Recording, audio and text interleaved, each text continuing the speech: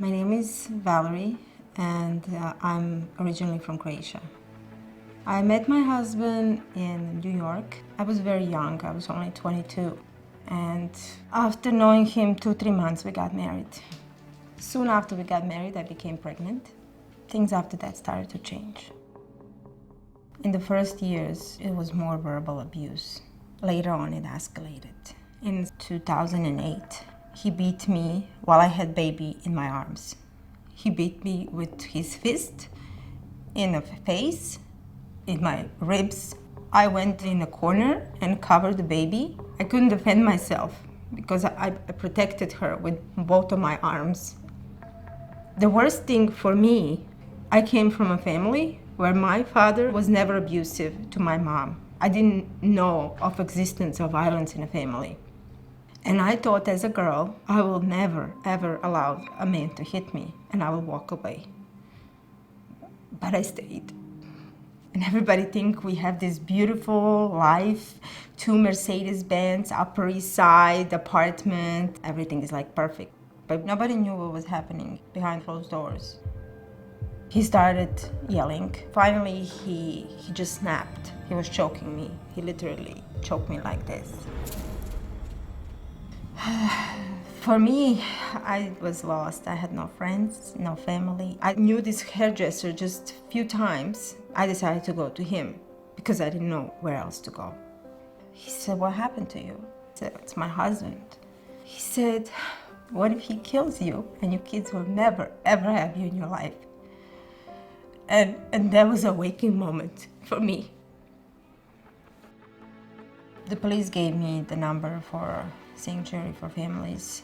When Sanctuary for Families answered my call, I had hope. I got connected with attorney Elizabeth Brownback. She's been with me from the beginning. We've been fighting this case from family court to the Supreme Court after I got my work authorization and green card. Sanctuary helped me in other ways. They told me about this great program, economic empowerment program. Since economic dependence is a major reason why a survivor may return to an abusive situation, building the skills necessary to gain living wage employment is very important to the safety of our clients. I managed to land a great job as a personal banker. When I first opened my paycheck, I couldn't believe it. We celebrated. Good morning, ladies. Good morning. I teach survivors of domestic violence Microsoft applications. Before we get started, I just want to let everybody know I was in your seat where you are right now. I was a domestic violence victim. My name is Rose. I am Haitian American. I was born in the United States, but my parents were from Haiti. Anybody who's Haitian knows that domestic violence is part of the culture. Women were using cooking to calm the situation down, and we thought that was normal. The night I knew I was gonna go, he was just throwing stuff, and I'm watching my kids just watch it. And growing up as a young girl and witnessing, my grandmother going through it and my mother going through it, and then just realizing I was going through the same thing, and then he started to choke me. And these kids are going to watch their mother die. So I couldn't anymore.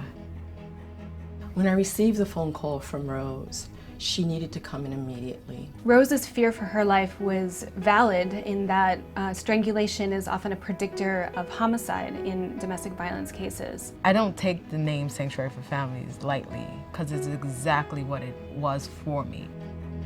Making the decision to leave their abuser for good takes a tremendous amount of strength. And once clients have made that decision, we're able to provide a number of services such as shelter, clinical, legal, and economic empowerment services. Right?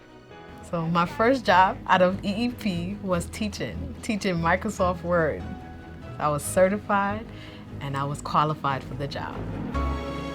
Taking this step was not just for me.